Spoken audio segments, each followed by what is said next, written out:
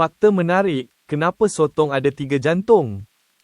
Tahukah kamu, sotong sebenarnya mempunyai 3 jantung?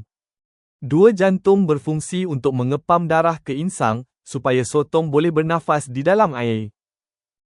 Manakala satu lagi jantung bertugas untuk menghantar darah ke seluruh badan. Lebih pelik lagi, darah sotong bukan berwarna merah seperti manusia.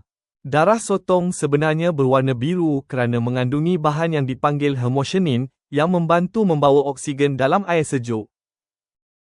Sebab itu sotong boleh hidup dengan baik di laut yang dalam dan sejuk.